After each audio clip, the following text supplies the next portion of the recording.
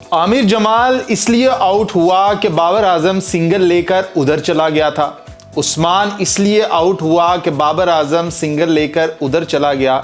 खुर्रम शहजाद इसीलिए आउट हुआ कि बाबर आजम सिंगल लेकर उधर चला गया।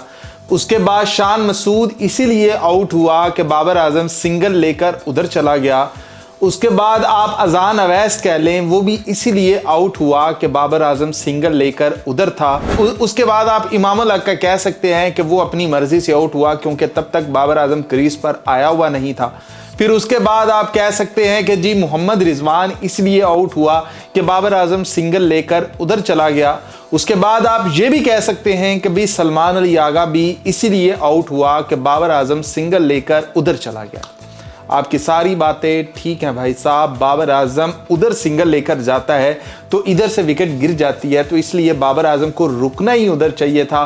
बाबर आजम को जब से वो क्रीज पर आया था तब से करना ही ये चाहिए था कि सामने खड़ा होकर खुद खेलता, आखिरी गेंद पर सिंगल लेता और फिर वापस आकर बॉलर्स को फेस करता। इसके अलावा कोई और हल था ही नहीं।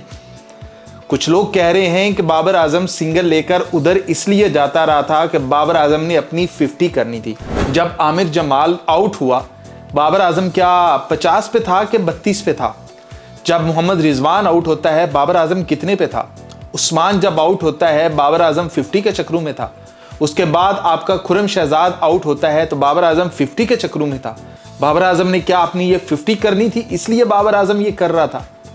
मेरा भाई आप जो मर्जी कह लो, आज का सीन ये है कि आपका एक ही प्लेयर खड़ा हुआ है और उस प्लेयर का नाम बाबर आजम है और वो हर उस बॉलर को खेल रहा है जिसके सामने आपके जो बैटर है ना, पूरे पाकिस्तान के ये जो चुने हुए बैटर हैं, ये आगे नाच रहे थे घुंघरू बांध कर। उनके सामने वो एक दीवार बनकर खड़ा हुआ है और वो कह रहा है कि मुझे आउट कर लो और हर बॉलर अपनी जान लगा रहा है।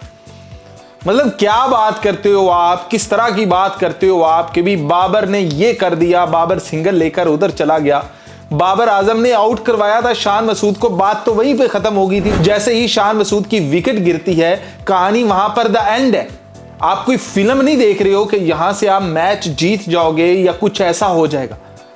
आप क्या खुर्रम शहजाद से आपने उसके बाद खुर्रम शहजाद ने कोई गेंद नहीं खेलनी थी ना मेरा भाई। आपने 100+ स्कोर बनाने थे, 120 स्कोर बनाने हैं। वहां पर उसने एक भी आकर गेंद नहीं खेलनी थी। आप पता नहीं फिल्मों वाली बात करते हैं कि जी बाबर इधर आकर अकेला खेलता रहेगा, अकेला मैच खत्म हो जाएगा। भाई अकेले हीरो जीता करते हैं, वो फिल्म के हीरो।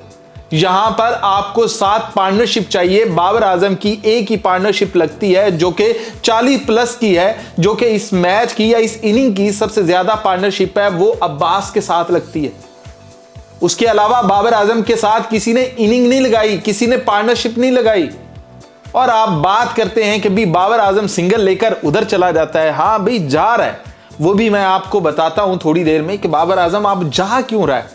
मतलब पहले तो बाबर आजम खेल रहा था, रिस्पॉन्सिबिलिटी के साथ खेल रहा था, चौके भी मार रहा था, सब कुछ हो रहा था। एकदम से बाबर आजम स्लो क्यों हो गया, बाबर आजम खड़ा क्यों हो गया?